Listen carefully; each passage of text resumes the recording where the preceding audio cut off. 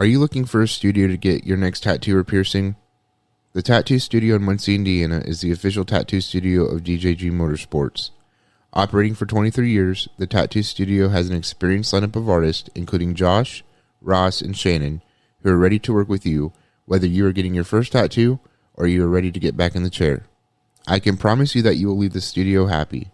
I have gotten all my tattoos from the Tattoo Studio and have been recommending them for years. To make an appointment, you can call 765-284-8429. The Tattoo Studio is open from 2 p.m. to 10 p.m. Monday through Saturday and 6 p.m. to 10 p.m. on Sundays.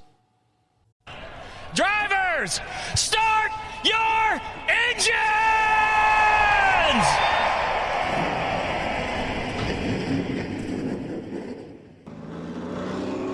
Yellow's out.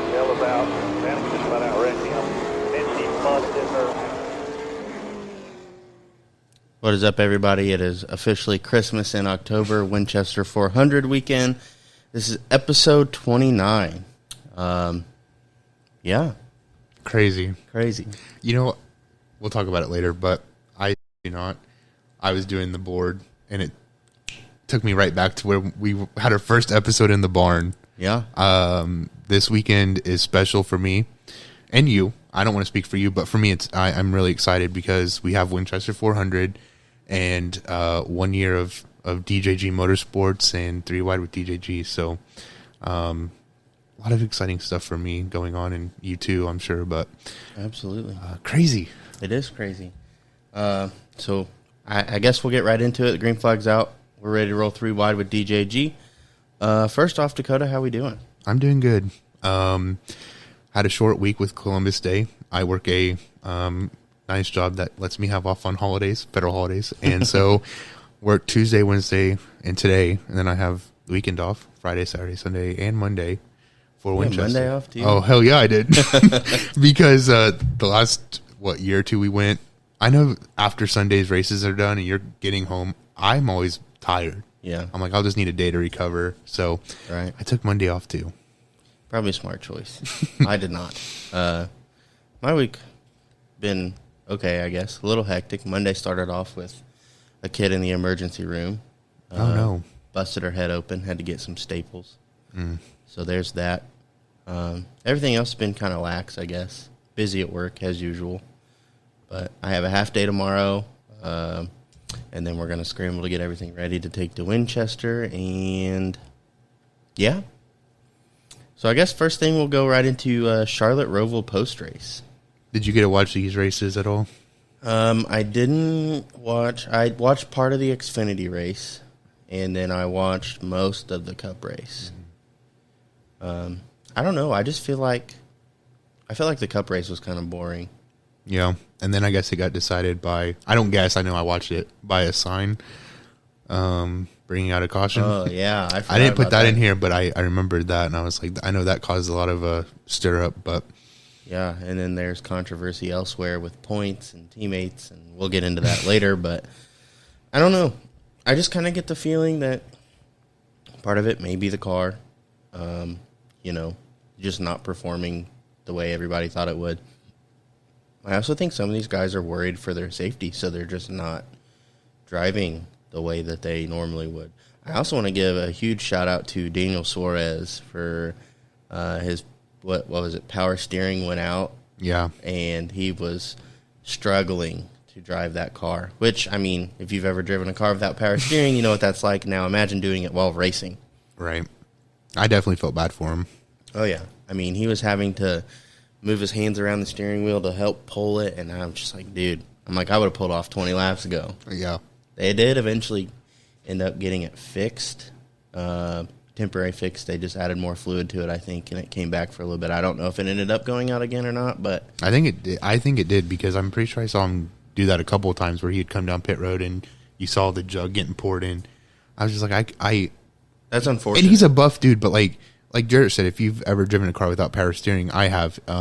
It's not great. And then imagine, how many turns Charlotte Roval has, and of all tracks for that to happen, it's got to be at a road course, right? Yeah, that's not fun. So. No, not at all. But,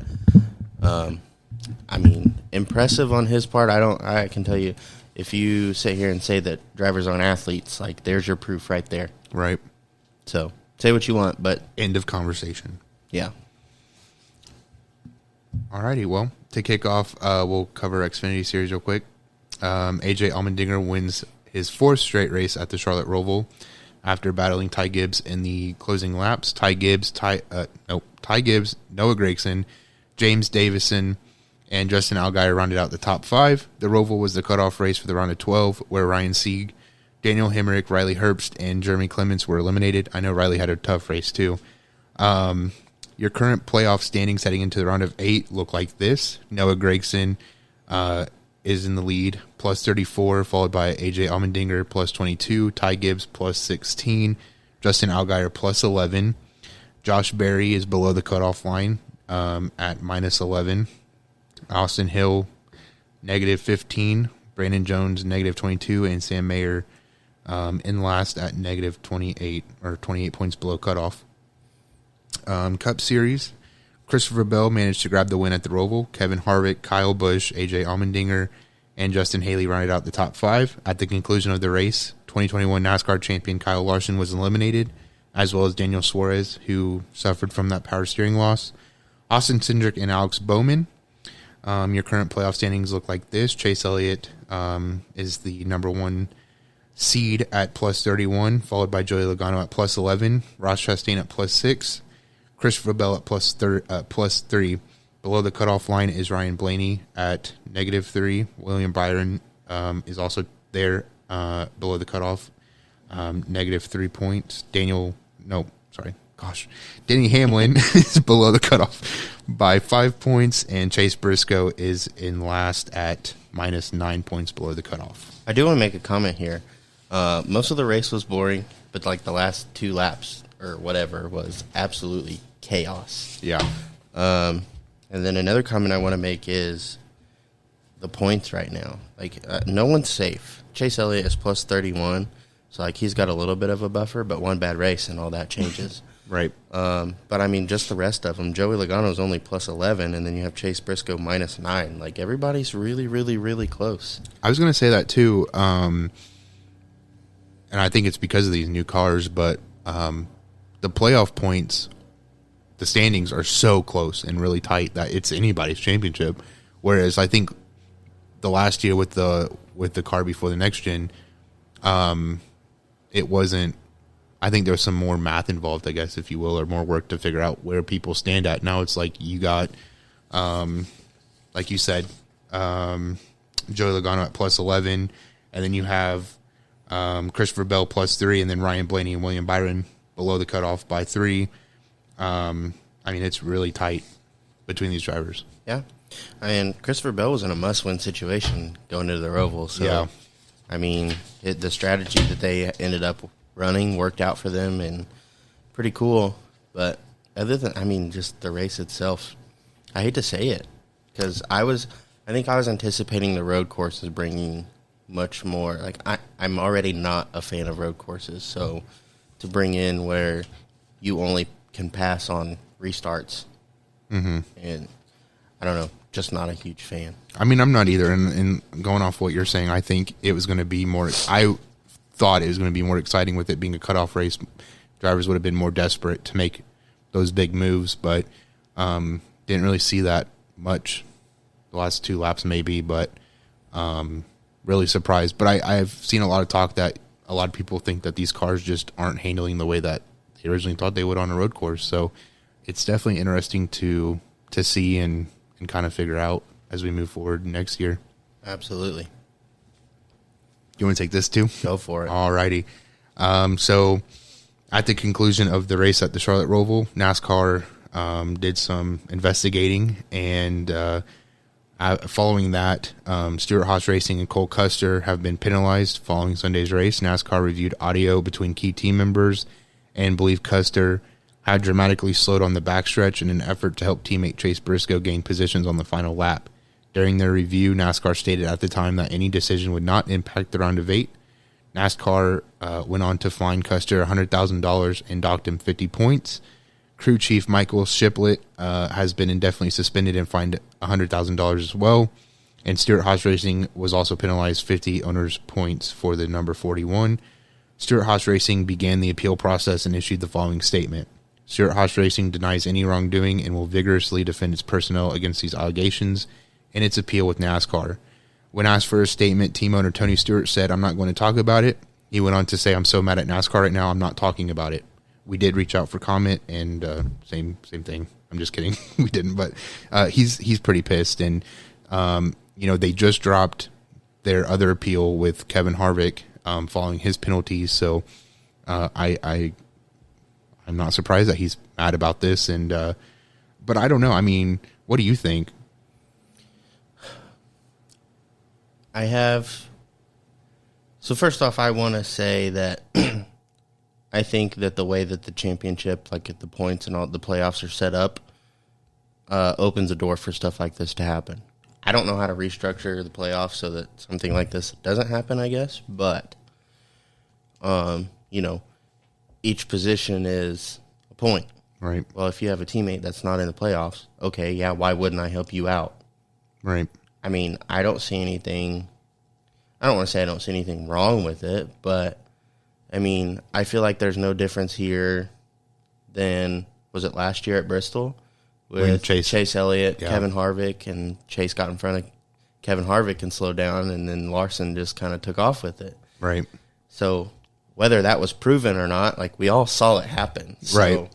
I agree. I don't think it's any different. And, being on social media, I think it is about 50-50.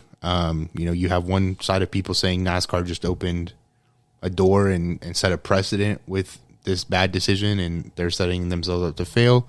You have other people saying that, no, the precedent was with Chase Elliott, and this shouldn't be a penalty, and went on to say things like, this is because the playoffs are so cutthroat, and this is how you all designed the playoffs. So, you should be able to do things like this to help teammates. And then someone else I saw said something like, then what's the point of having teammates? Right.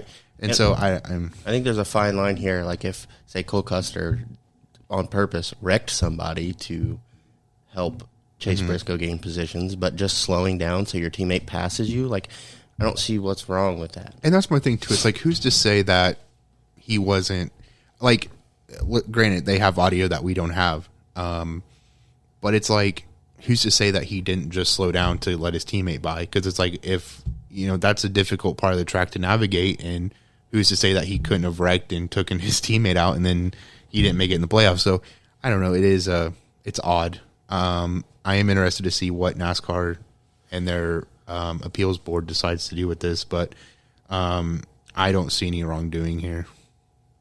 I don't really either. I think racing is racing, and that's just one of the products of it. I mean, you set it up that way, and you shot yourself in the foot. I mean, I think if he we alluded to this last time, where Clinton Boyer purposely spun to kind of bring out a caution and help his teammate. It's totally different. That's totally different. That's what I'm getting at. I think, slowing down and avoiding any problems or whatever, I don't see a problem with this. So, giving up a position that doesn't matter to you, that matters to your teammate. Right. I don't see a problem with it. And I think NASCAR's made a few bad calls this year, but a few. That's trying to be nice. That's besides the point. But I definitely think this is a bad call on NASCAR. I do. I feel like we're awful big critics for being little short track racers. But I mean, somebody's got to do it. I know we're not the only ones. So yeah, I mean, that's fair. And here's my thing. Never mind. Disregard. I was going to say, no, I'll say it. I don't like the fans who moan about everything, right? Mm-hmm. I am somebody, I have no say in this, and I don't have a role in this, but I bitch because I care. I'm not saying they don't care, but it's like they don't offer solutions either. Anything that NASCAR does, they bitch about. I'm like, I care about this sport. I love this sport, and I just think this is a bad decision, and I'm going to speak out on it. Mm-hmm. Sue me. I mean, if it was a good decision, I would say, I think this is a good decision. I like it. Right. Or if I disagree with it and it proves me wrong, I'll come back and be like, oh, I was wrong. Like, I didn't like this. It worked out. You know what I mean? Like, right. So, I don't know. But moving on to the injury report. Alex Bowman announced Wednesday that he would miss the next 3 races as he continues to suffer from concussion-like symptoms. Gragson will continue to drive the number 48, with team president and general manager Jeff Andrews saying they will evaluate plans for the season finale as the event approaches. I don't see him coming back this season. I mean, maybe, but I feel like to be out as long as he is because of a wreck that wasn't very major. Well, I mean, allude to Kurt Busch. I mean, his was a little bit harder of a wreck, but he's been out for a while now. Right. And I think that is concerning because, well, I shouldn't say that. Because drivers like Dale Jr. have said, take this seriously and don't try to rush back in. But it's like we see other sports where concussions happen, and it seems like the turnaround is shorter than what we're seeing right now. I mean, look at Tua. No, I'm just kidding. Yeah. Gang signs. Yeah. But no, for real though, I mean. But I'm also not a medical doctor, and I don't know what the hell I'm talking about when it comes to this. But I'm just saying, like, in years past, I don't know. Because it's been a few weeks now. I mean, I'm probably an awful comparison here, but, like, I think back to high school basketball. When one of us got a concussion, it was like 2 weeks, maybe 3 max. Right. And we're on, week 3 now, and he's going to be out for 3 more weeks. I guess I understand because of the potential for more damage while you're racing compared to basketball is probably a little different. And I say probably very lightly. It is different. Right. But I just think the fact that it's that much of a concern is a big issue. But we do know that they do have the test data. They have changes they're making, and they will be implemented next season. But right. I don't know. We've talked about it before. Right, and I'm not going to pretend I know. And like I said, I don't know what I'm talking about. Maybe I should have sought some medical advice on this, but I don't know. Regardless, I don't see him coming back for Phoenix. But who knows? Maybe he will. Speaking of not coming back, on Tuesday, longtime NASCAR journalist Lee Spencer sent out the following tweet. Hearing Tyler Reddick's contract has been bought out from RCR. What's funny? Did I say something wrong? No, I'll tell you later. Sorry. Okay. Tyler Reddick's contract has been bought out from RCR, and he will join 23XI next year. Announcement expected this weekend at Las Vegas. While an official announcement has not yet been made, this could signal that Kurt Busch will not be returning as a driver next season. I don't know why this isn't funny, but Dakota's laughing. I promise you I'm not. I didn't sleep well last night. I'm slap happy. Something did happen that I'm laughing at. This isn't it. Did you finish reading? He is expected to make an announcement on Saturday. Okay. Now I'm done reading. Sorry. Not funny. Sorry. Excuse me. I'll tell you what happened later. But we've been talking about this for a while, and I had some concerns that he wasn't returning. And, we're not. I don't want to say that this is signaling that he is going to retire, but it certainly looks that way, and very unfortunate. But that's what I've been calling for a while. I don't see him coming back as a driver. I'm sure, and I'm confident he'll come back with 23XI, as Denny has said before, that he has a position, whether it's as a driver or a role in the office. But I think this is what that's going to signal. So I guess we'll see. I have to agree with you at this point. I mean, I don't know what else the announcement would be unless they're going for 3 cars. But Hunter talked about that the other day, about how RCR was talking about getting a 3rd charter, and I said that was never going to be a thing. At least I don't think so. I don't know where they would have gotten it from, and what we're about to talk about next will explain why I don't think that was. But 23XI bought out his contract, and I'm not surprised by that either, because I knew if Kurt Busch was going to retire, it was going to be one of 2 things. Either they were going to try to keep Ty Gibbs for that year, or they were going to buy out that contract, and Tyler was going to come sooner. So I certainly hope that's not what it is, but I got a good feeling that Kurt Busch will be announcing his retirement this Saturday at Las Vegas, and that'll be his career. I agree with you. Alrighty, well, this episode is crazy. If that's all we have for that, I'll kind of go through this real quick. We had talked about RTA last week and their negotiations with NASCAR and teams and trying to get teams more funding from their TV deals. I was listening to the Dale Jr. download, and I thought this was interesting, so I wanted to read through this real quick and then get your opinion on something. So, in the latest episode of the Dale Jr. download, Dale Jr. shared that while he has been very interested in starting a Cup team, he has been hesitant on the decision especially since the negotiations between the RTA and NASCAR have been taking place. Currently, Cup teams operate at a loss, only receiving about 7% of revenue shares from the TV deals. And then he goes on to say, one of the things that's interesting for me is that I'm a potential owner of the NASCAR, or in the NASCAR Cup Series. Junior Motorsports could be a future owner in the series, and we are actively out here, like a lot of other new owners that are talking to these teams about what these charters are worth. Who's willing to sell one? How do we become an owner? Earnhardt asked on this week's Dale Jr. download.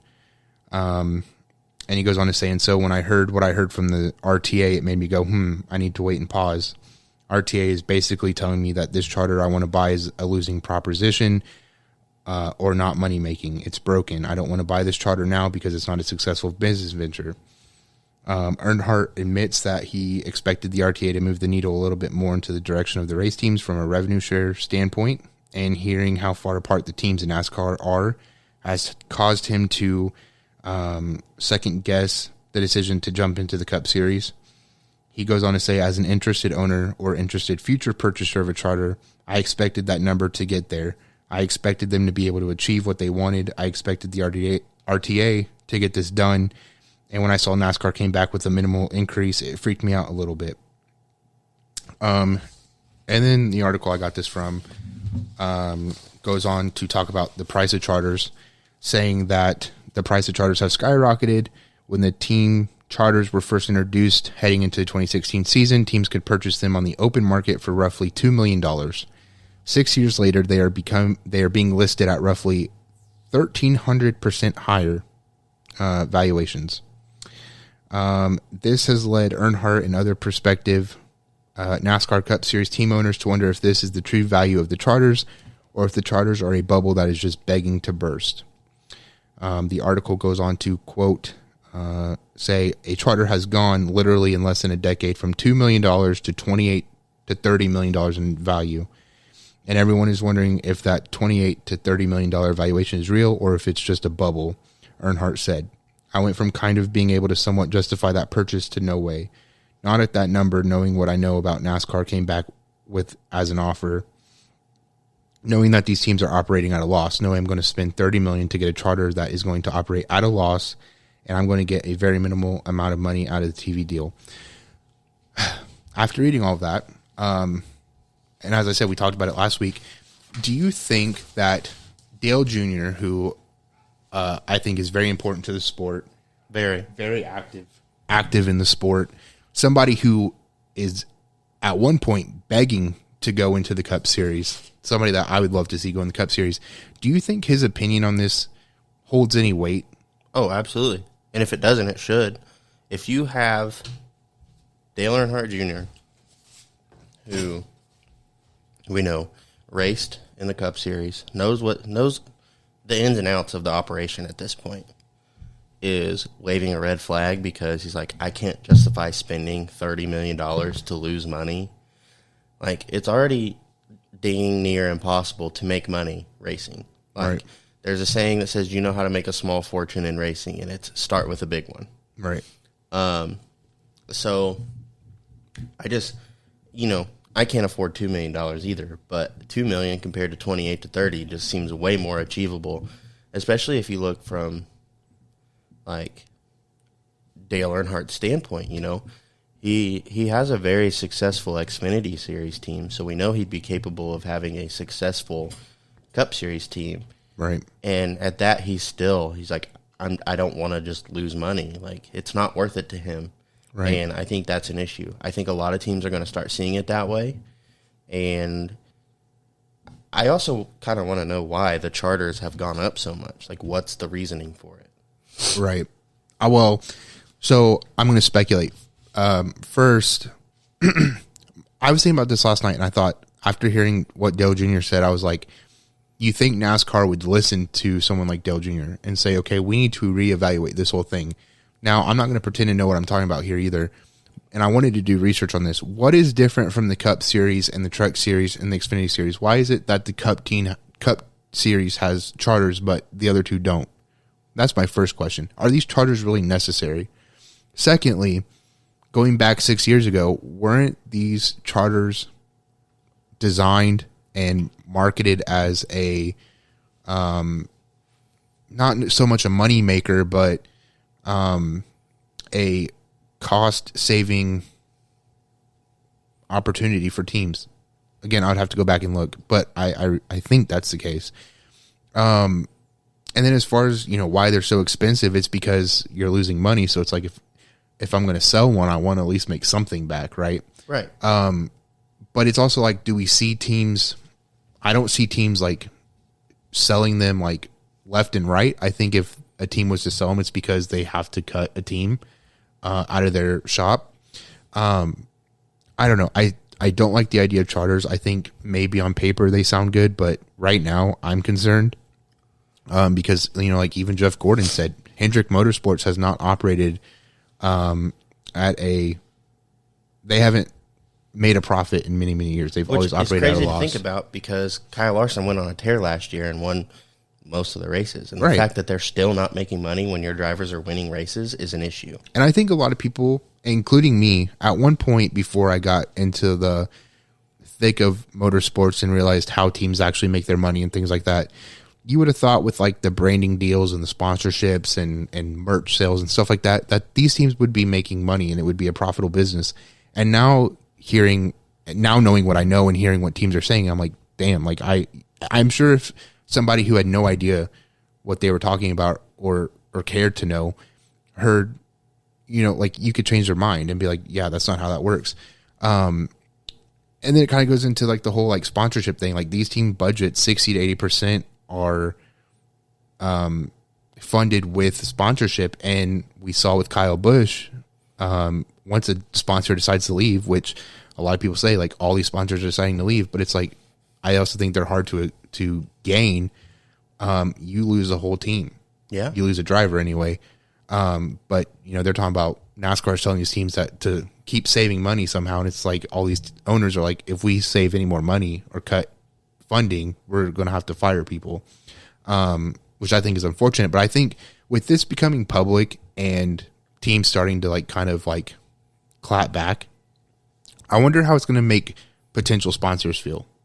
Because I'm sure there are businesses out there that might be like considering coming into the sport, but it's like if they're seeing this, I wonder if they're like turned away by it or what, or like the cost of it is so high. That's obviously why a lot of businesses decide not to go in. But it's like if it was more affordable for everybody involved, if you could absolutely gain more sponsorship. So I think NASCAR is really dropping the ball here, and it's unfortunate. Yeah. I think that NASCAR, somebody's going to call me stupid here. It might be you, but I'm going to say this out loud anyway. I think NASCAR should be set up like your local short tracks where you have a car in that class, you show up and you can run it. Now I get, and NASCAR is supposed to be the top level, top of the top, best talent. I think you should have to meet certain qualifications, but as far as having charters and this, that, and the other, like I think you should just be able to, if you have a car, if you have the money, the sponsors, whatever, if you are physically able to bring a car and you meet the certain qualifications that someone other than myself comes up with, I mean, you should be able to get out there and compete. I mean, yeah, I don't know. Again, it goes back to like what's different between the Xfinity and Truck Series teams. Like they don't have charters, to my knowledge, and they work just fine. So why does the Cup Series have to have charters? And even then, it's like with the TV deals and all this other stuff, which the teams are supposed to be bringing in some money through these charters. Like they get paid out through these charters, but it's like if they're not making money and they're basically getting reimbursed like less than 1% of their budget, it's like, what's the point? Yeah, I agree with you 100%. I think before we go to your solution, I would also suggest that they move towards a F1 approach. Again, I tried doing fact checking on this. I don't know, but like the F1 budget is split 50-50. So it's like 50% to teams and then 50% to the sanctioning body. Do you think NASCAR itself is just too money hungry? Yes. I think that's the big issue. Yeah, and you know, that might be a leadership issue, but I feel like NASCAR's always been like that for a very, very long time. You know, it's always about money, and I'm just like, again, money. What I said last week, it's like these teams are the ones making you money, so the least you could do is make sure counter offer something better. And then for them to even wait as long as they did to make a counter offer, I'm like, obviously they don't care about you and what you're doing for the sport. So it's like, why would these teams, like, if I was a team owner and I was a part of that situation, I would be like, what do I get out of this, you know, for showing up next year? Like, I would be like, no, we're not showing up until something changes. I'm sure a lot of people are starting to get, like, Chase Elliott even talked about, I'm pretty sure, about, you know, does he think drivers are going to protest the safety of these cars? He doesn't know, but I think it's quite possible. I mean, even beyond the safety, like you said. But I think, yeah. There's no, like, the reward isn't greater than any risk that they're taking right now, at all. And that's why I enjoy hearing Hamlin and Harvick and Chase now, and hopefully more drivers start to speak out. I hope that with this becoming public, as far as like the negotiations for money, I hope those become public, and I hope teams start standing up for themselves. And because obviously whatever's happening behind closed doors is not working, so making it public and coming out and making it a public issue, because public opinion will play a huge factor in this, I think things would start to change. But I certainly hope that these people involved start standing up for themselves. Nonetheless, they have to. I mean, NASCAR. Or nothing's going to change. I mean, nothing's really happening now. You know, and people talk about, you know, well, they should just stop racing NASCAR and make their own series. And it's like, good luck with that. Where do you even start? Yeah, it's not that easy. IndyCar tried doing that with the kart. I'm pretty sure it's called the kart series. Don't quote me on that. But it's not that simple. It sounds simple, but it's not. Right. Because you still have to get your TV deals. You still have branding. You still have to get people interested in what you're trying to achieve. And as much as I hate to say it, there are fans that are so loyal to NASCAR that no matter how bad things get, they'll be like, well, if it's not NASCAR, I'm not watching it. Right. And I think it's a lot harder to do that than just try to, like, even protest. Like, just don't show up until things change and start standing up for yourselves. I think that would be more of a logical approach than trying to just outright start a whole new series and then try to compete with NASCAR. I think another thing, which I'm sure the drivers themselves don't really care about, but it's going to happen, is how much heat they're going to catch if they decide to protest, because you're going to have little Timmy sitting behind his keyboard saying, oh, you just need to suck it up and drive. And, well, you know how... I mean, there's still that's going to happen. Yeah. And going back to these NASCAR fans who bitch about everything, I know that would be a thing, but I hope that the majority of NASCAR fans would understand and stand with their favorite drivers during that time if it were to come down to it. But again, like something, I mean, look how long it took NASCAR to finally say, okay, we need to change something with the safety of these cars. You had two drivers who are still out with concussion-like symptoms. These cars are not the safest things around, and it's like, we're lucky. I think we dodged a huge bullet this season that somebody wasn't seriously injured or killed. Which, I mean, you got to think. I think it was it the first race of the season that Harrison Burton went upside down, and he was fine, and which is cool, right? I think at this point, from what we've seen with everything else, very lucky that he's okay. But like, we still have things that happen. Like, I think, like you said, dodged many bullets. Right. So I don't know.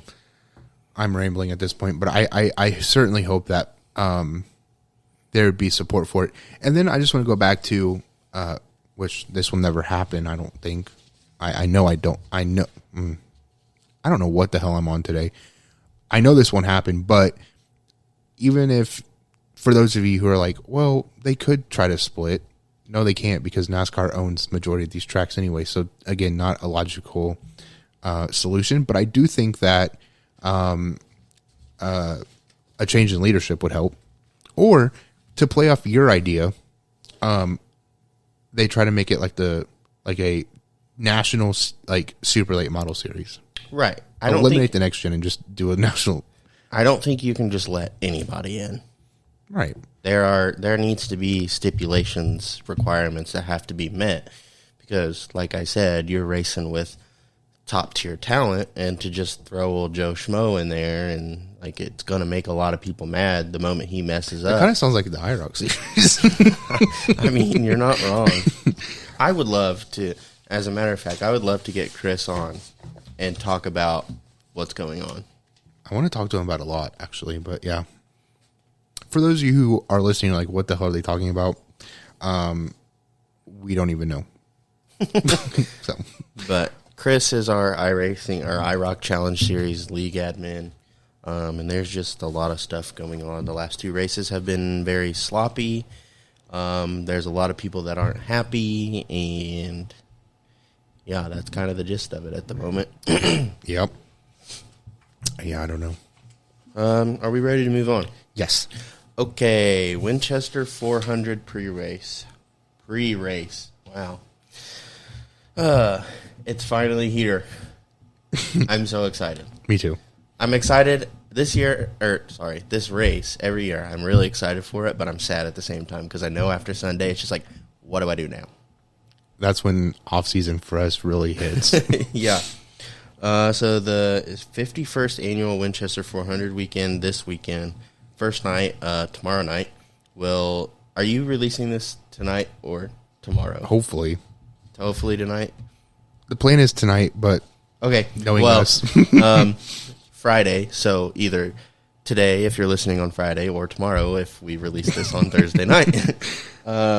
Anyway, it will kick off with the Vors Compact Touring Series, JEG CRA All Stars, CRA Late Model Sportsman Series, and the CRA Street Stocks. Racing starts at 7 p.m. Saturday, action will pick back up with the Midwest Modified Tour, CRA Late Model Sportsman Series, CRA Street Stocks, and Thunder Roadsters. Racing is set to begin at 5 p.m. Saturday. Sunday, the 51st Annual Winchester 400 will kick off with an autograph session at 12:30. Pre-race ceremonies will follow at 1:30. Green flag is scheduled for 2 p.m. Just as we did last year with the Winchester 400, and I believe we did with the Snowball Derby. Yeah. And we've done with, I think, Redbud, maybe. Redbud. We are going to Nashville. Go through the list of drivers for each series.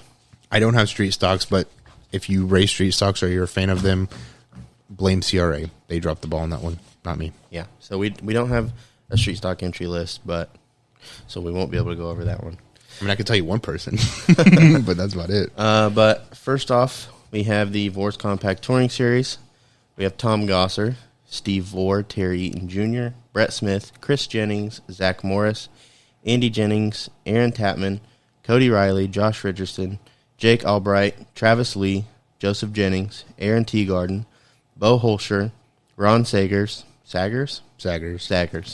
J.R. Vester, Justin Brown, Derek Morris, Kyle Frame, Tony Barkus, Scott Huffman, Sean Frederick, Yogi Metz. I like that name. I do too. Rob Rem, Trent Gosser, Derek Simon, Bradley Winters, Harvey Yoder, Phil Liff, Jason Clevenger, Ashley Chalfant, Carter Stark, David Yoder, Jeff Vore, and Kyle Stark. I apologize for those of you that may be listening if we butcher your name tonight.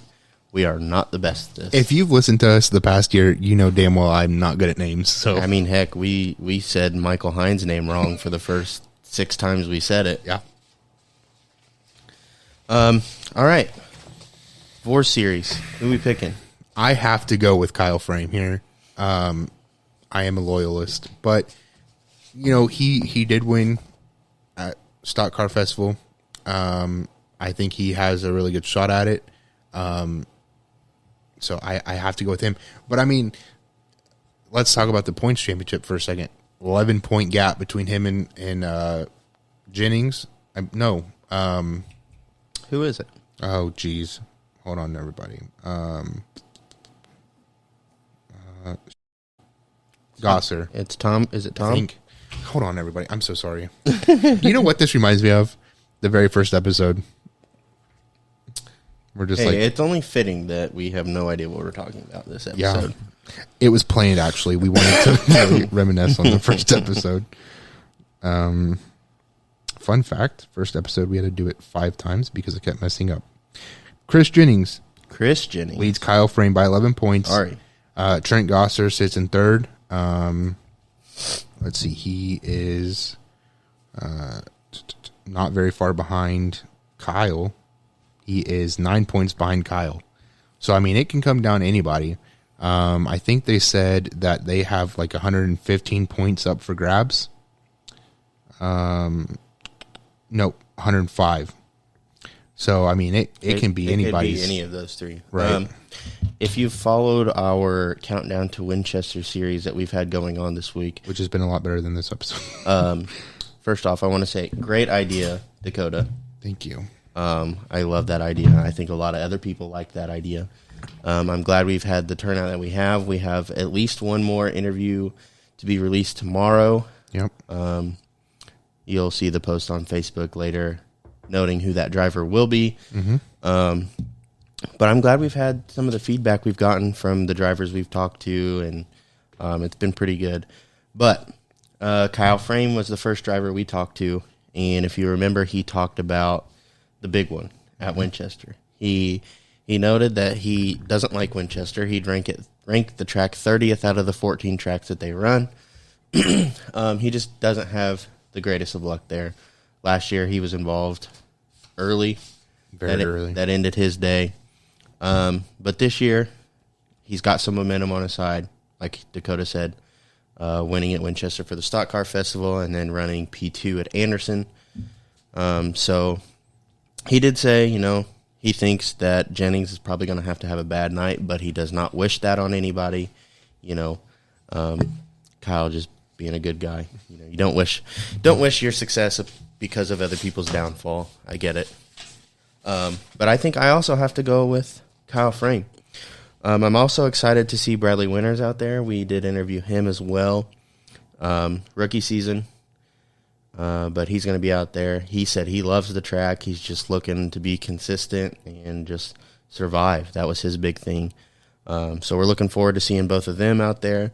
We got some locals to us. Travis Lee will be there. Several others that are regulars at Mount Lawn. Mm-hmm. So have some hometown repping going on. And I think, regardless of who wins, I think this will be a good race. I think the Vore Series always does put on a good race. So, but yeah, I don't know. Exciting. I agree with you. I think the Vores does produce some very good racing. And I actually made a comment on someone's TikTok the other day. It was like, he's a front-wheel drive racer. He races dirt, but he was talking about how people always talk down on him. He's like, oh, these aren't even race cars and blah, blah, blah, blah, blah. You don't even go that fast. And I commented on it. I was like, dude, I know you don't based on the post. I'm like, but don't let people get to you because front-wheel drives have produced better. Like, I've watched some front-wheel drive races, compact races that were better than late models or some late model or some sprint car races that I've watched. So, I mean, like, they can be just as good. Yeah, they may not be as fast, but, I mean, there's 40 of them out on the track because they're easier to build and maintain. And for us guys that don't have a lot of money, like that's, well, I say the stock compacts. Yeah, I was going to say no. The Vores guys, they got some stuff going on there, but right. But you know what I mean? Like, yeah, these cars may not be as fast as late models or modifieds or sprint cars, but I'll be damned if I'll let someone sit here and say that they aren't good to watch because they're pretty fun 90% of the time. I agree. And I've raced in many of them, and as a driver, I think they're fun. I mean, I don't know. That's all I know, but I think Mount Lawn, they put on one of the better shows the entire year. So, yeah. Stop the hate. Oh, God, I don't even want to do this. I can do it. Thanks. So for the Midwest, are you Midwest Modifieds? Yes. Okay.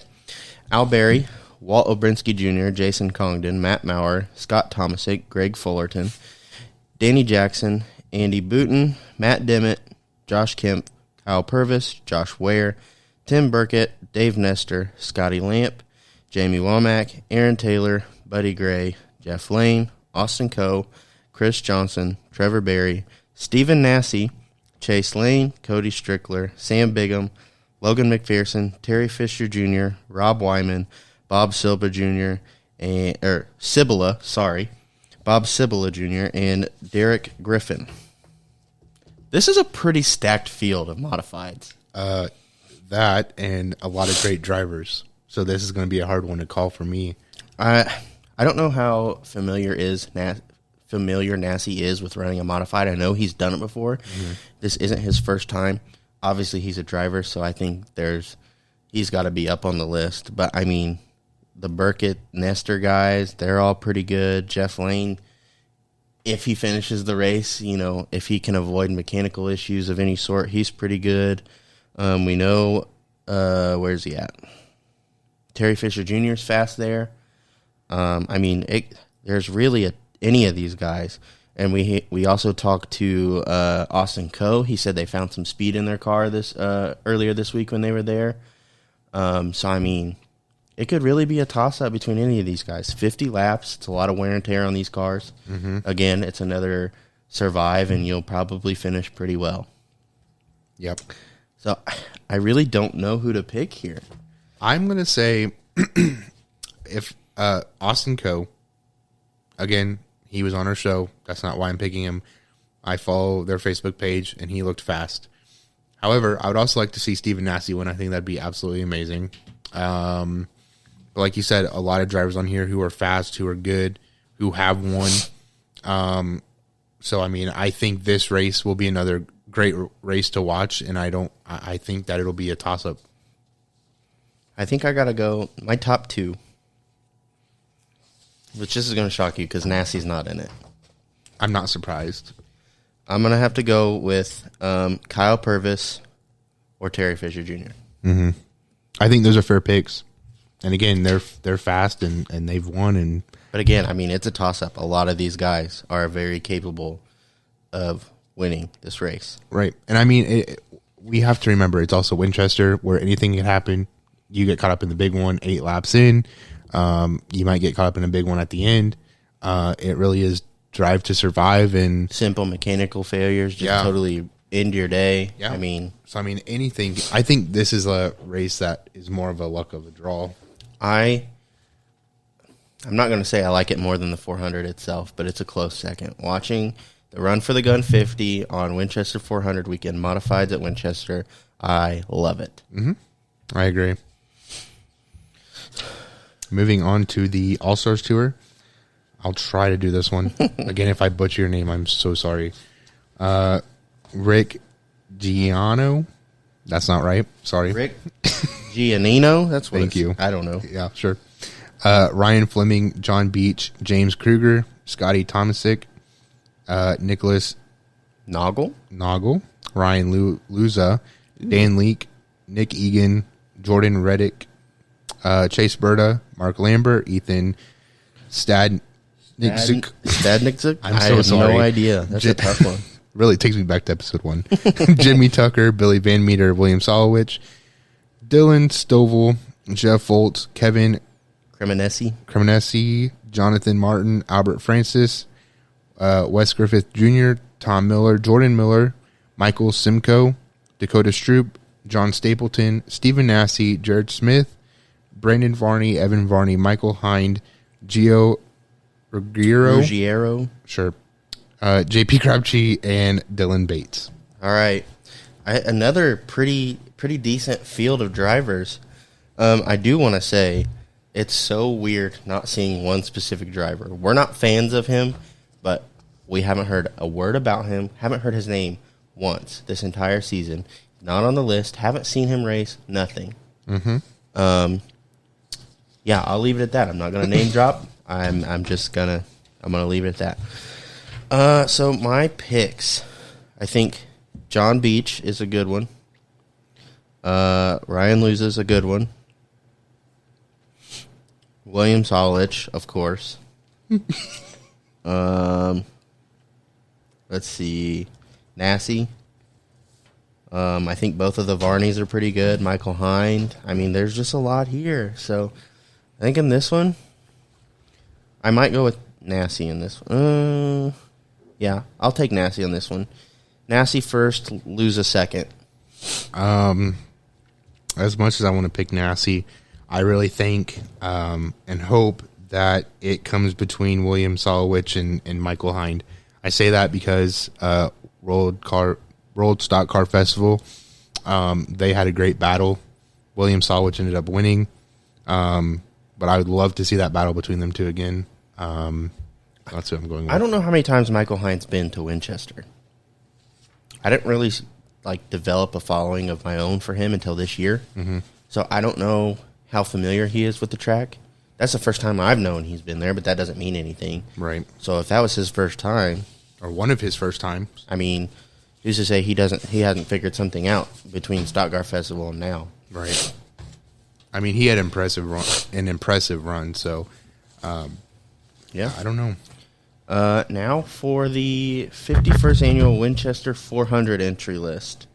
We have 28 cars entered as of October 5th.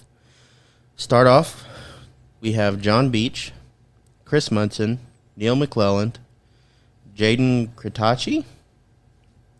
I butchered that. Sorry.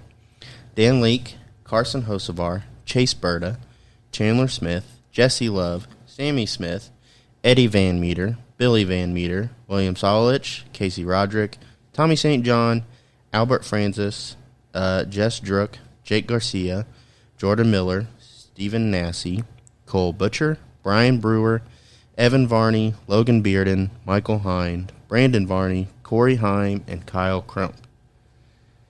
It's tough. I have an answer. Not surprising. Sorry to everybody else. I hope y'all good luck, but Stephen Nassie had such a good run last year that he almost had it, and I would really love for him to win this year. So that's my pick. But I mean, again, another stacked field. It could be anybody. I'd also like to see Kyle Crump win. I would love to see Tommy St. John win. William Solowich would be awesome. Van Meters would be awesome. I mean, there's so many. We know Hocevar is probably going to be fast. Chandler Smith, Sammy Smith are going to be fast. Jesse Love's going to be fast.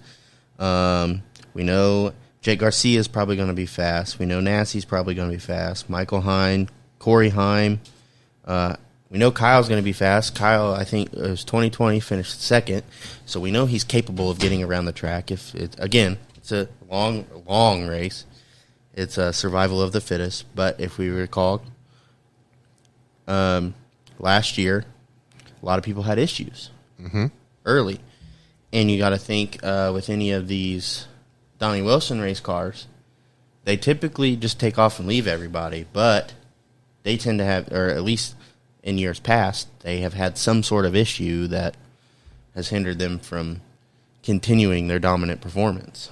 Right. I don't know. I kind of want to go with some off-the-wall pick that's just going to be like, hey, surprise. But I don't think I can bring myself to do it.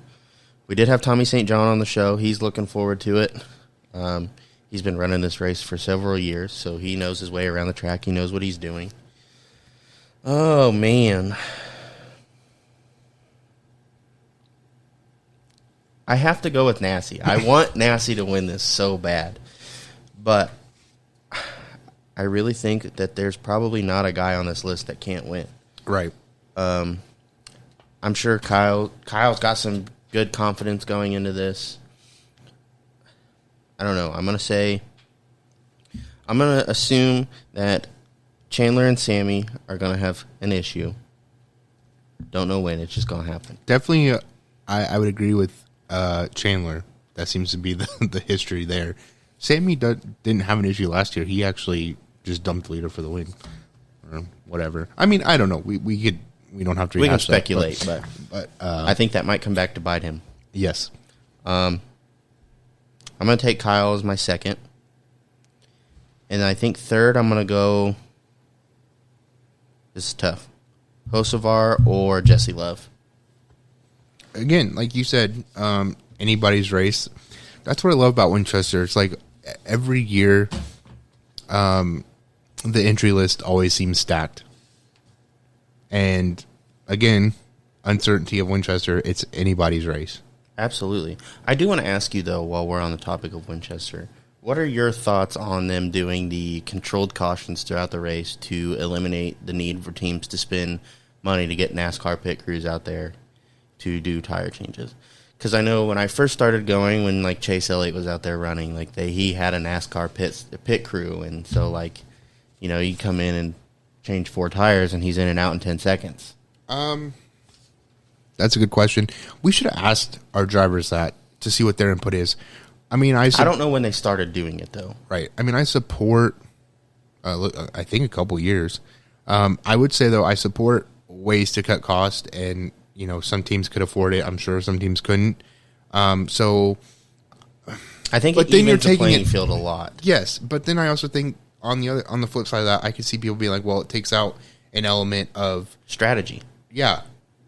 So, I mean, I don't know. I support it just because I support cost saving. Just like we didn't talk about this, but late model teams aren't required to be there all 3 days now to help save cost. Oh, they're not? No. So they'll come in. They're only required to be there Saturday and Sunday. They don't have to come Friday if they don't want to. I know a lot of teams complained about that last year because they had no on-track activity Friday. So it was like, what's the point of being here? So I don't know. But I could also see people, you know, saying, well, it takes out that element of whatever you said. I can't think. An element of strategy. Yes. I get that. But, I mean, if you have, you know, you have a crew of regular guys like us going to change tires versus some guys who have been on a NASCAR, like in the NASCAR scene where it's like get out, done. Yeah. You obviously have a huge advantage there. Yeah. So I like the evening of the playing field there. Well, then you have to think about like the race itself. It would make it so much less interesting if we did it that way. If we let the NASCAR teams or, you know, professional crew members come in to crew a car, I think it would make it a lot less interesting. I have a proposal. Okay. This would never happen. This is just some off the wall thing. Each team shows up with a pit crew. Mm-hmm. And each pit crew is assigned a number. You put all the numbers in like a hat or something, and each driver draws a number. Whatever number they pull, that's what pit crew they get for the race. That would be wild. It would never happen, but... I mean, I wouldn't say never. I mean, it's like this SRX series. I think it'd be pretty cool. It'd add an element of be like, okay, well, you show up with a NASCAR pit crew, you're probably not going to get them. Right. So you're really, by bringing top-tier people to service your car, you're not really helping yourself. You're helping somebody else, most likely. Right. Yeah, I don't know. I do like the idea of not having live pit stops, I guess. I do, too. I think there's a huge red flag with my idea here, because you know that there would be a team there. It'd be like, oh, well, we got this driver. We don't like him. We're going to purposely sabotage his race. Right. So, I mean, you open up a can of worms there, which is why I think it'd never happen. But it would be pretty cool. Just utter chaos. It would make it interesting. Yeah, that's for sure. But I also like the no, you know, the controlled cautions, and I think it's less of an advantage that a team could take advantage of. I think it also helps with, you know, 400 laps is a long race, and I know this is from a fan standpoint. Restarts are fun to watch. Mm-hmm. I hate, you know, there's a saying, cautions breed cautions. I get that. But whenever you get, you know, there's only 28 cars entered, you get them spread out. I mean, it's single file. It's hard to pass anyway. Mm-hmm. And then take into account that a lot of these guys are probably going to have mechanical failures, or someone's going to wreck out, and then you're down to 14 cars before you know it, and then they're spread around the track enough that it's, like, you know what I mean? It does get kind of boring. Yeah. But I mean, you can't have side-by-side racing for 400 laps. It's just not going to work. Right. No, I agree. But I'm excited for this weekend. I am too. It's also my birthday on Sunday, so. Yes. Very exciting. Lots happening. Lots happening. I guess that's a good leeway into, I guess, closing out the show. I guess we wanted to touch base on 365 days. Yeah, it's so crazy. I can't even count that high. This episode's been crazy too, but again, like you said, it's fitting that we got haunted by the. I guess it's fitting that this episode's like the first episode ever, but I'll interview you. Expectations meet, exceed, or fall short of what you had for this? I definitely think we exceeded. After the first, we had the idea. You had the idea, and I hopped on it. And I was like, I like it. Let's do it. First episode was kind of rough, but you and I, we've been very good at talking to each other, keeping each other in the loop, and being like, hey, I have this idea. Let me run it by you, blah, blah, blah, blah, blah, this, that, and the other. I can honestly say that when we first started this, I didn't think that getting some of the people to talk to us like we have. Mm-hmm. I'm trying not to spoil who's our driver for tomorrow because it's not been announced yet. I mean, we can announce it. I don't care. Okay, so our interviewer for tomorrow, Kyle Crump, getting drivers of super late models that are rather successful. We had Tommy St. John on. We have two of Ford's guys that took time out of their day to talk to us. I mean, Austin Coe took time out of his day to talk to us. So, I mean, and we don't even have that big of a following. It's good. Yeah. It's a lot more than where I thought we would be at this point. Right. I will say. So I do want to thank everybody that's stuck with us and who have continued to listen to episodes. And we are open to feedback. If you guys have ideas that you would like to see, please. Except if you're going to tell us to stop, then maybe don't say that. Yeah. Don't say the quiet part out loud. Yeah. But we do want feedback. We want to be able to supply you guys with stuff that you actually want to listen to. Do you think we talk too much about NASCAR? Would you rather us talk about something else racing related? But no, I definitely think we exceeded my expectations. We've got a lot of good ideas. We've had, we've executed some weren't as well. But I think for like the majority of everything has gone super well. Mm-hmm. I would have to agree. I remember, like I said, we started out in my barn and then quickly kind of moved into where we are now and then invested some money in it and made it look nice. And it'd be nice to have a camera that works, but I'm working on that. That's one thing I was talking about that wasn't executed the best because we wanted to record. The GoPro works, but like... So the last time we tried recording the episode and I saw my phone, it looked like lightning, and then the camera kind of just like went out. I think the execution was fine at the beginning when my camera just doesn't work for whatever reason, and the camera that I want us to have is like thousands of dollars. So if you want to donate some money, I'm cool with that, but I'm trying to save my money. So I think once we get sponsors, I think when we get better equipment, it'll be a lot better. I didn't care for the video quality of our videos at all. I just felt like it doesn't look that great. So, but it was something rather than just, it was a visual rather than just, and that's what I really wanted to like offer you guys. So yeah, I mean, I think if I could go back, I would have waited and just said what we're doing is fine. I tend to jump the gun a lot. Like the countdown to Winchester Series was literally like last minute. I had been thinking about it for a little bit, and then was like, we're not going to do that this year. And then I was like, screw it. No one else is doing it, to my knowledge. So I was like, let's do something that no one else is doing. And if it works, it works. And if it doesn't, it doesn't. And I was worried it was going to flop. I told Jarrett a couple of times this week, I was like, I hope it doesn't flop. But I think it went really well.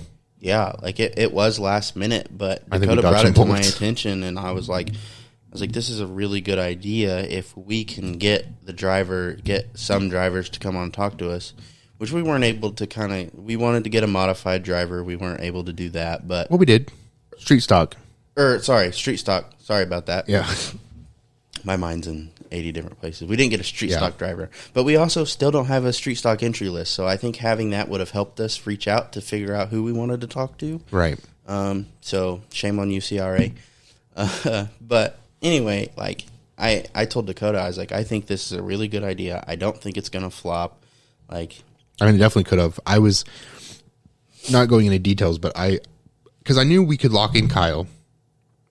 I knew we could lock in Bradley. After that, I was like, I have no idea, because these drivers are preparing for a rather big race of the year. And then it was like, well, we could reach out to some Super Series drivers, but how many of them are going to actually respond? Well, that's what I told you. And so I was like, just send them a message. The worst they can say is no. Right. And I think we did dodge some bullets there, because if it could have easily flopped, I'm glad it didn't. And I'm thankful for those drivers who did join us throughout the week. Really appreciate them. Like you said, we learned a lot. It was very valuable to us. Hopefully it was valuable to all of you who listen. But moving off of that, I would agree though that we did exceed my expectations rather. Because going back to the very first episode, and I think you've said this before, wasn't 100% sure how long we were going to last. I really thought that maybe the first 3 episodes we would be fine, because we had Winchester pre-race, Winchester post-race, and then one episode after that. I thought after that we were kind of done. Then we covered Snowball Derby. And then we covered Snowball Derby and All-American. All-American before that. And then we hit like 5 episodes, and I was like, all right, we got something going here. We just got to stick with it. Then 10 episodes, and now we're almost at 30 episodes. So there's that. And then, we have a lot of, and I've always said this too, we have potential if we just take advantage of it. And I think we're slowly starting to do that. There's ideas that I have that no one else knows about, but they're good ideas, I think. So I think as long as we just keep going and playing our cards right, I think we could definitely have something good here. And I think we do have something good here, and, wouldn't be possible without everyone who supports us. So I really do appreciate that. And I know Jarrett does as well. But yeah, it's crazy. I think adding on to that, going back to what I said earlier, like we do appreciate any sort of feedback. I think that helps us know, hey, we're doing something right. We're not doing something right. Right. Do we need to change something? Do we keep doing what we're doing? What do you like? What do you not like? That helps us provide the best content to you to listen to. Right. And, we do it for you guys. So, if you're not going to listen to it, what can we do to make you listen to it? You know what I mean? Next question. Do you have any goals for this next year? I do. I think obviously life gets in the way, but I would like to shoot for, trying to get episodes out every week, or more frequent than we did this year, which we didn't do bad. We did really good this year. I do want to say that. Mm-hmm. But we went through a couple time periods where it was like, okay, we didn't do an episode for several weeks. Yeah. But like I said, life happens. I would like to reach, I don't know, this might be a bit excessive, but I want to reach a 500 like goal on Facebook. 500s, I mean, we're over 100. Close. We are over 100? Our follow count is higher than 100. I think it's almost, I know the like, hold on. We got time, I think. I'll just pull it up real quick. I know we're close to 200 likes on Facebook. But Facebook also does like the follow thing, and yeah. So we're at 178 likes, 196 follows. Okay, so 500 follows, 500 likes, whatever, either or. Right. That's a milestone. I would like to get our viewership up as much as possible. I don't know what it's at now. I know our YouTube videos have done decent compared to our other video, our videos, our interviews. Excuse me. I'd like to get some more sponsorships. Yep. I think that's a big thing for us. That way we could get some funding to go do some bigger, better things.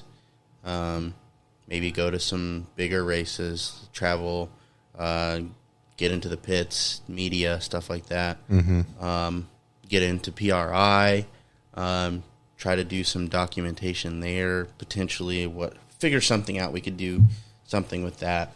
And I think another big thing is networking for us. Like, meet people, yep. Get our name out there, meet people, that's it, really. It's not what you know, it's who you know. Right. And I think with this, I know with this industry that connections matter. and networking matters.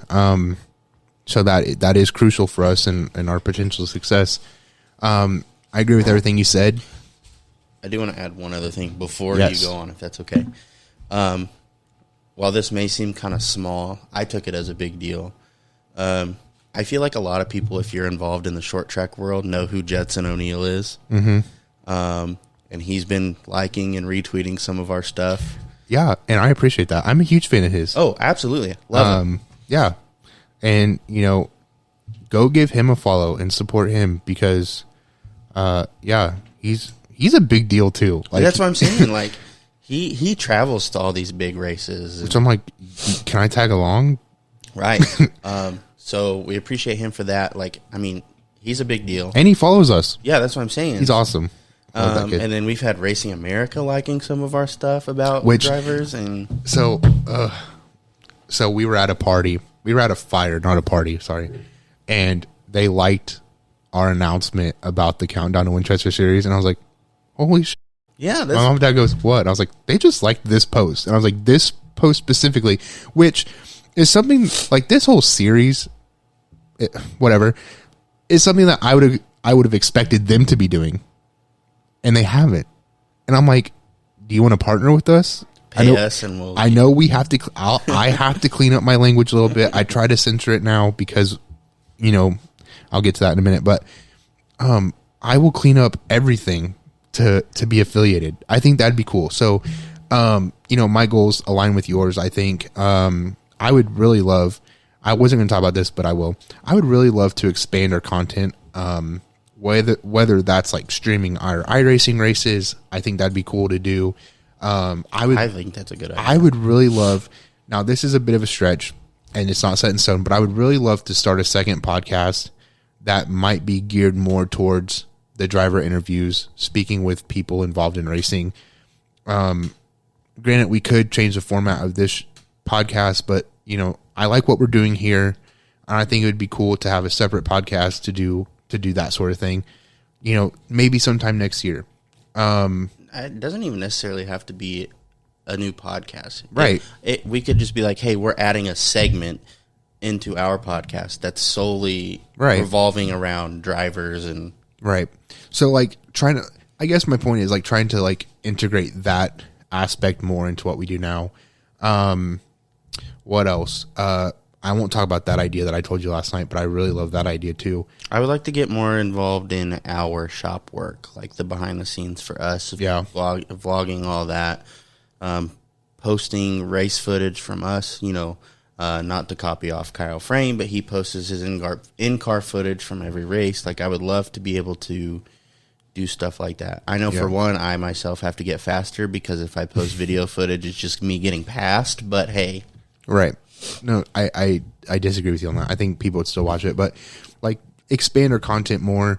Like you said, go to more events. There was something else I kind of forgot about, but just expand what we're doing and growing what we're doing. I don't have a goal for following on social media just because, we're fresh. So I don't expect to hit any certain goals. I think our TikTok's doing pretty well though. Yeah, our TikTok did blow up pretty well. So, I don't know.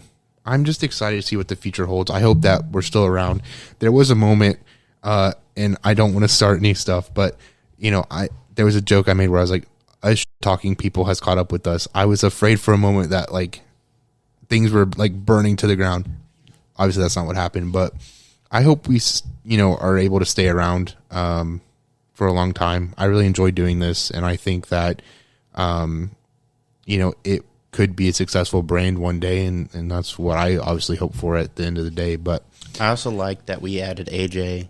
We do miss him. He's just been super busy with life and doing stuff that he has going on outside of our podcast. Yeah. He does have his own family and he's making life moves. And I do want to say, like, that's another thing that I've never talked about is like, I appreciate this podcast and what it's become because we've met awesome people like Kyle, like Bradley, other drivers. We've met awesome people like you guys who follow us and listen to us. We appreciate you guys. We were able to add on AJ as a host. Dylan's come on. I think it's cool that like we've kind of like grown this little family and just been able to meet and listen to really awesome people. And I think without this, that would have never been a thing either. So I appreciate all of this. We've also had really good support from just those really close around us. You know, Yeah. no one's ever sat there and told us, hey, I think this is a stupid idea. I don't think you guys should do it. And maybe they think that they're just like trying to be supportive, but like, Hey, I appreciate it. If you're not saying it, I'm assuming you're not thinking it. So Yeah. And like I said, like there have been like, it's been rocky from the start. And things have happened, but you know, I think the state of what we're doing is perfectly fine. And I'm confident that we'll be around for a while, and I'm confident that we'll be able to grow more. And, I really am looking forward to what the next year has. It's gone by fast, but, I am confident that we'll keep getting better. And as we maybe get more sponsorship and funding and things like that, we'll be able to do more cool things and get better, you know, video equipment and stuff like that, and be able to do more. We'll develop some good editing skills, and which Dakota's done a good job. I wouldn't say good, but I appreciate this because I've had to learn things that I, you know, first episode I was like, how the hell do I do this? How do I post to YouTube? How do I, you know, I made thumbnails for the interviews that we've done this week, and I was thinking, I don't know how these look, but they look better than not having anything at all. So, you know, having to learn how to do all that. It's been kind of fun, but also kind of sucks because I'm a perfectionist. I'm like, it's not perfect, but I think they turned out pretty well. I loved them. I thought they looked really good, the thumbnails. And I think any of the editing that we've had to do, as far as like there's times where we've had to cut clips and you've had to cut clips and blend them together, like or even putting the audio mixed with the video, matching everything up. That was hard at first. Oh, I bet it was. Oh, that was hard at first, but you've done a really good job at it. So yeah, I'm trying to get better. Yeah, I have a lot to improve on, but it's just part of it. I have learned a lot though, and I do appreciate that aspect of it too. We don't say as much. I think I still do. I just don't pay attention to it anymore. I don't think you do nearly as much. We don't have to stop the episode 5 times to start over. I'll tell you that. Yeah, I will say though, like we've been pretty we have our show notes, but as far as like who's going to talk about what, it's pretty on the fly, and I think it works pretty well. That was something that did surprise me too. It's like when we first brought AJ on, I will be honest with you, it was awkward at first for me because I'm just like, how? Because like me and Jarrett were the OG, right? So we kind of developed the flow really well, and then you add another person in. It's not AJ, right? I'm just saying, throw in somebody new, and it's like now the flow is kind of like we have to like figure this out, right? Yeah, and so it was awkward the first time, and then like Dylan came on, it was like the same thing, and then like once you get into the rhythm of it, you're like, okay, this is not bad. So that was a challenge, but like I think we nailed it, like you said, and we do a lot better than I thought in that aspect of things. But yeah, 1 year to the day. We were in the barn on a white foldable table, listening to cars go by. Yeah, I had this stuff set up on my kitchen table. AJ was, which is also funny. AJ was our first guest, right? Called in on the first episode. Which caused us a lot of problems later on. Crazy. But I had all the stuff set up on the kitchen table. Jarrett comes over. AJ couldn't come in person, so he had to call in. We packed up all the stuff and took it out to the barn. Set up the first like 2 or 3 episodes, and then it was cold, very cold. And parents, I begged my parents to let me have the spot that we have now. And I remember we went to Walmart and got a can of paint and painted the wall, and it's still gray up there, and it looked like absolute dog shit. But I was so excited. I remember Jarrett was here when I was painting it. I don't know what we were watching. Weren't we out here watching a NASCAR race? I believe so. And I was just like painting away, and I'm like, this is the best thing ever. And then we got it put together, and I saw it on camera. I was like, ooh. But hey, it was our space, and that's what. But look at what we have now. And then, yeah, we invested money, and I'm really pleased with how it all turned out. And just to have our own space, and which was important to me because I'm like, I want a space where we could be creative and feel comfortable and be able to do what we do. And I mean, it came together really quick too. Oh, absolutely. So I don't know. It's just crazy. And like this space particularly, I didn't feel it very much whenever we just painted the wall, but adding like the walls and like actually having the structure to make it look clean, like very clean and neat, I think changed the energy of the podcast. Oh, like, for just sure. Sitting in here, like before, It like, was like it was it's a like whole walking new- into a nursing home. You're just like, ugh. yeah. I agree with you. I think if you go back and watch the episodes, right, where we transition from the first adaptation of the studio to what we have now, you could tell the vibe was just different and the energy just like picked up. And I thought that was important. That's why we did it. And yeah, I love this space. I did too. And like the fact that we like, because we started in October, we got the new set done in like March. So I mean, it was like a quick turnaround, a couple months, and we had our own like dedicated studio. And then, you know, we brought AJ on, which will always be thankful for. And like I said, just being able to do like we jumped on board with Cody Connor for Snowball Derby. Who would have thought? We partnered with Kyle Frame. Who would have thought? You know, we sponsored laps at Nashville for All American 400. We sponsored races at Mount Lawn. We're sponsoring IROC races. I mean, it's just like it's crazy. We have a sponsor of our own, the Tattoo Studio. Yeah, we have our own sponsor, which forever grateful for them for jumping on board. So yeah, I mean, I'm really, really excited to even hit this mark because, like I said, there was times where I'm like, this isn't going to last long, and we lasted a year. And you know, we both have awesome ideas for this next year and beyond, and I'm just really excited to get there. Me too. I mean, again, and I can't even put it into words. Like how it's just crazy. I mean, and we owe it. Not to cut you off, but we owe it to all of you who, like I said, listen every week and, you know, follow us on social media and interact with us. And those of you who you know, believe in us and believe in the vision that we have for this thing, even though right now you're like, ooh, I don't know. Sometimes I feel that way too. I promise it gets better.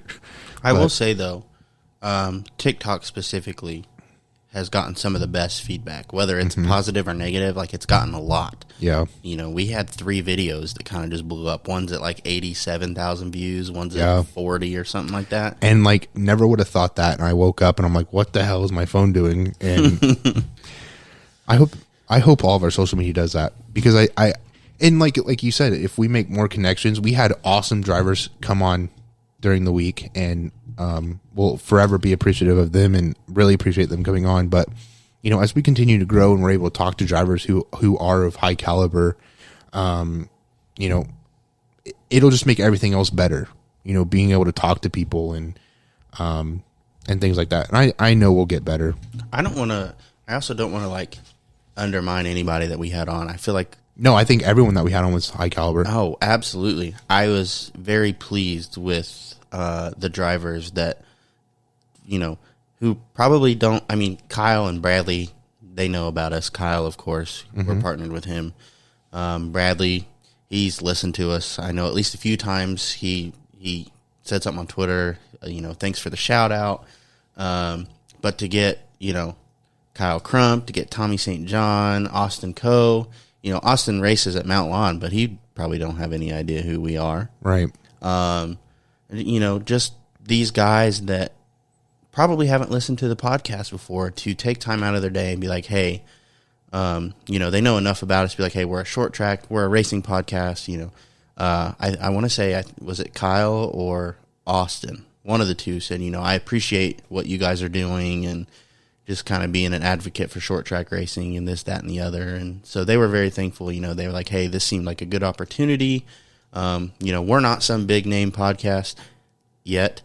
We know that takes time, but I mean, just getting some of these well-known names on our podcast with us will help tremendously. I know that, you know, just having the guys on that we did, we've had several more likes on our Facebook page. Just, you know, some of these drivers, their fans are like, hey, this podcast reached out to our driver and wanted to interview our favorite driver. So, you know, let's give them a like. You know, just networking, things like that. Yeah. It's like, it's big. Yeah, and I can't forget, I think we really have to thank, Kyle Frame for letting us come on board with him as a sponsor. Cody Connor, I love that man. He's huge inspiration, and he's somebody that I really want to bring on the show. He's on my list, but to thank him for giving us the opportunity to come on board with him as well. Obviously, drivers are going to take money, but I wish we could give him way more than we are able to, because I want him to be able to go race at these races. Yeah, and I really wish he is one of the most deserving drivers to get an opportunity. I mean, he's a low budget team. He admits that. He's an advocate of that. I think he's a great asset to the sport, but he went out and took a chance and went to Snowball Derby and put on a hell of a run. And I'm sure exceeded their expectations for that weekend. Which I saw, I don't know who it was that posted it. Someone shared something that Jess Ballard was talking about it. It was Cody Connor shared it. And that's why I want to bring him on, because, again, he's a great asset for the sport. And, he really deserves an opportunity to get funding that other drivers get. And, I think it's unfortunate, but I hope that one day Cody Connor will get that opportunity, because he has great potential. And if he had the right resources, i.e. funding, he would be a driver that everybody's talking about. All I'm saying, if he's been able to achieve what he has with what he has, I'm just saying, he could be a very, very, very dangerous threat on the racetrack if he had the proper funding to do what he needs to do. Yeah, and I agree. And I do think it's unfortunate that he hasn't gotten that opportunity yet. But, I do pray for him, and I do have some confidence that he will eventually, somebody out there will realize that he's the perfect candidate for them, and will throw funding behind him 100%. Who doesn't want their name on the Tiger car? Come on now. Yeah. But, I mean, he's young. His time's coming. I know it. Like I said, he's been able to do what he has with what he has. And he's very humble about it. I've seen drivers who won't name drop, but you mentioned him earlier, who has access to literally everything. Yeah, has everything that you could imagine to be, he was set up for success. Didn't seem appreciative of it. Cody Connor deals with what he has. Never once have I seen him be negative.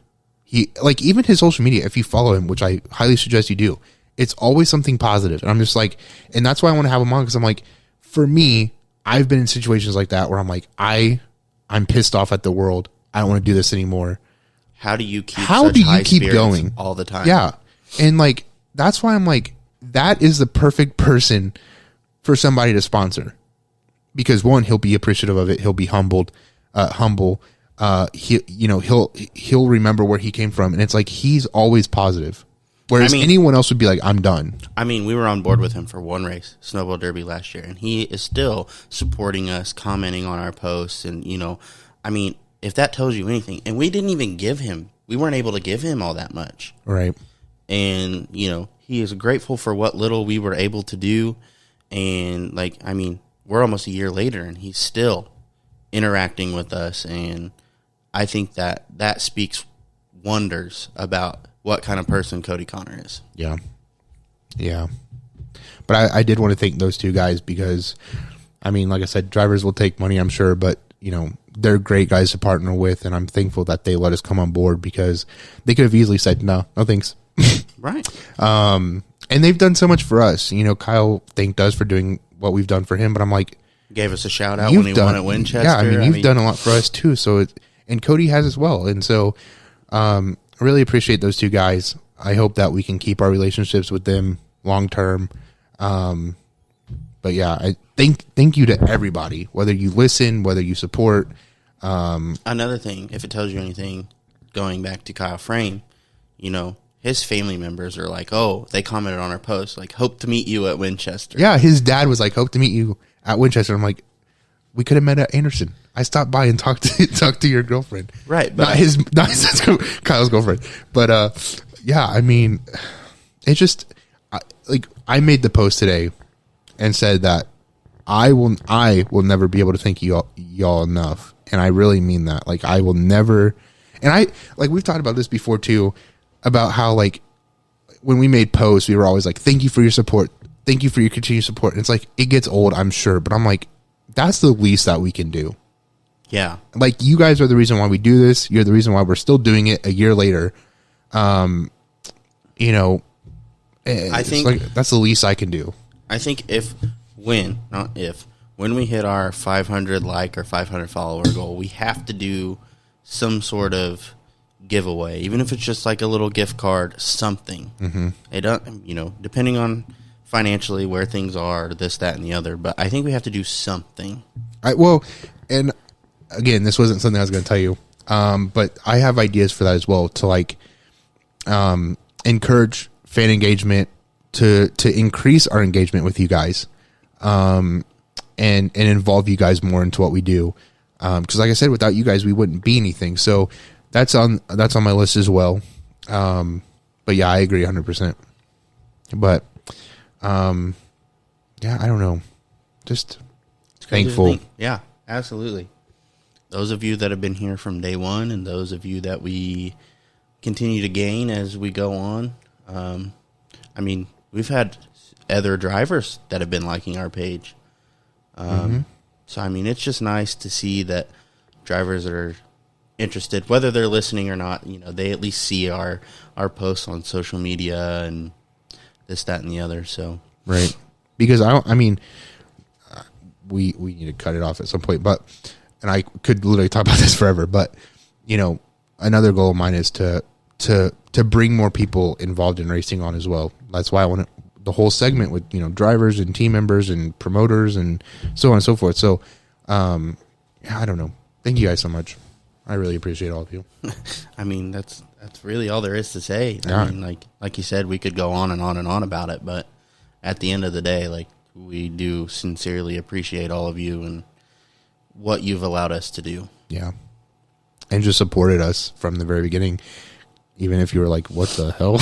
Like, just the fact that you guys, like, you know, listen or like our page or whatever it is, interact, you know, we appreciate it. And some people might be like, well, it's really not that deep. But to me, anyway, it is. It is that deep. I mean, it's something we take time out of our days to plan and record, and then you do the editing and posting. I mean, it is time consuming. Mm-hmm. But I enjoy it. Oh, no, I have fun with it. I'm saying, but like... Right, no, I see what you're saying, but I'm just saying I enjoy doing this because... And that's why I take this stuff so seriously. It's because, like, I have this going for us. You know what I mean? Like, for me, anyway, this means a lot to me. And I know it does for Jarrett, too, but I'm just saying from my point of view, like, this means a lot to me and, like, the only thing I have going for me at the moment. So it's just like, you know, I'm willing to put my time and effort into this to make this better. Like, I've stayed up late many nights trying to figure out what can we do better for you guys. So yeah, like Jarrett said, like, the least we could do is thank you for your support. And I will say Dakota is the backbone of this operation. I wouldn't say that. I would. Fun fact. I'm only going to say that because, like, I was thinking about this, that, you know, like, yeah, I come up with ideas and stuff. I'm like, but Dakota's the one that gets the ball rolling. Dakota has been the one to reach out to drivers when need be. Dakota's the one that does the editing, and, like, Dakota has a notebook full of ideas. I don't. A whole binder, actually. Well, okay. Which is pathetic. But, no, not at all. Well, because, like, fun fact number 2, not to sound like an ass hat, but, like, I've always said, and Jarrett agrees with me, and a lot of people involved agree with me, that we have potential if we take advantage of it. And so I've always looked at this, and still do, and I know I shouldn't, look at it like a business or like a brand, right? And I appreciate Jarrett for this, because he's the one that's always, from the very beginning, has always grounded me, if you will. Because, like, I jumped the ball on a lot of things and jumped the gun on a lot of things, and if I didn't have somebody who was the opposite as me, we probably wouldn't have lasted as long as we did. Because I'm the one that's like, we could do this, we could do this, we could do this. And, like, there's a lot of times where I'm like, I'll think about it for a second. I'm like, yeah, that's great. Stamp it. Approved. And so it's nice to have somebody be like, yo, slow down. Which I've never like straight up rejected any of Dakota's ideas. I think all of Dakota's ideas have been phenomenal. Yeah, I mean, have I? Sure, I think so. But after thinking about it, I'm like, yeah, he's right. But I mean, most of the time it's more like, okay, good idea. Let's wait. Right. Now is not the right time. Exactly, which is I jumped the gun a lot, and that like there have been things where Jared's like, nah, like I like it, but not right now, and I appreciate that, and I like I don't want people to be like, oh well, Jared doesn't do anything. Jared does a lot. AJ did a lot when he was with us.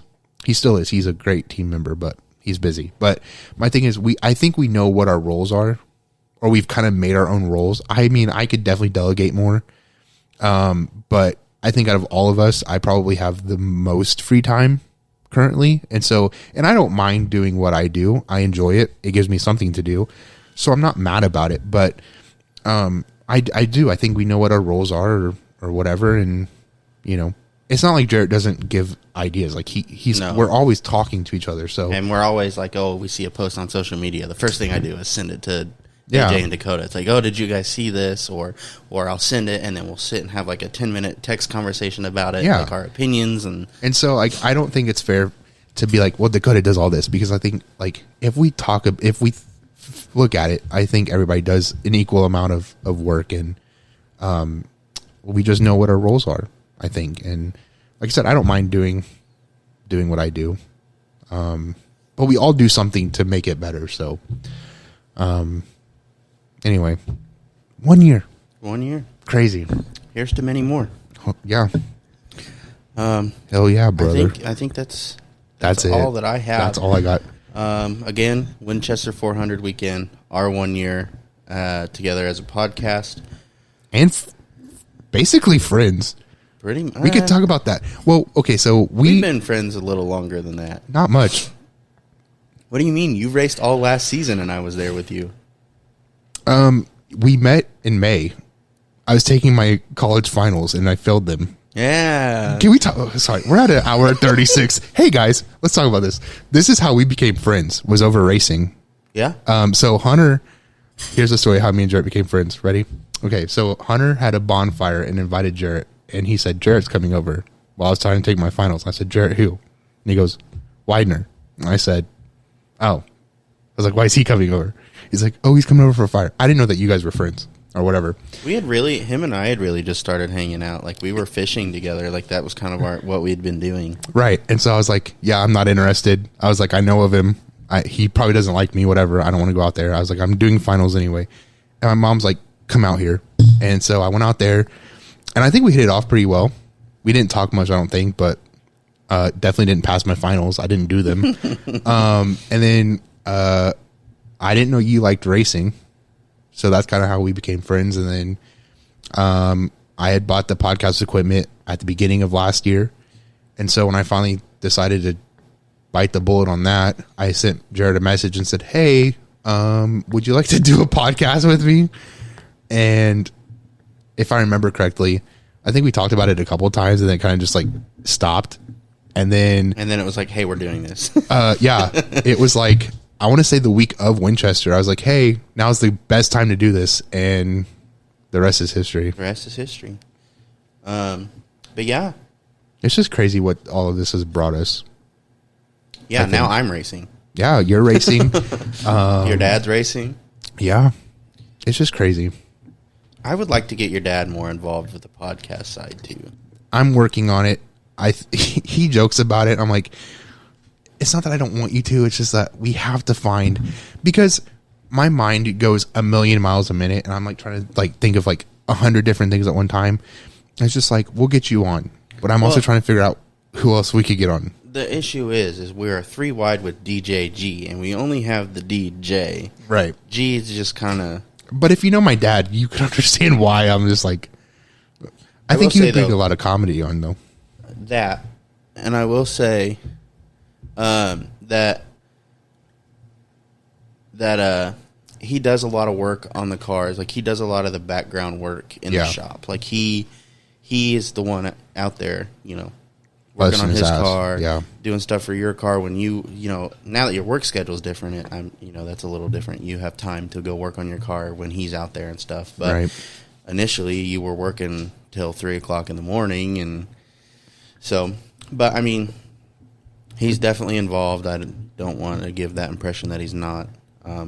Not as much with the podcast Just side. not in the content side of things, but yes, I think that, we'll figure it out. Anyway, that is all from me.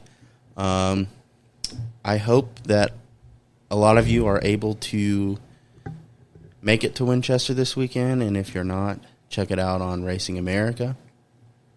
Yeah. And if you see us, stop and say hi. Yeah. Make me feel good. Yeah. But yeah, looking forward to this weekend.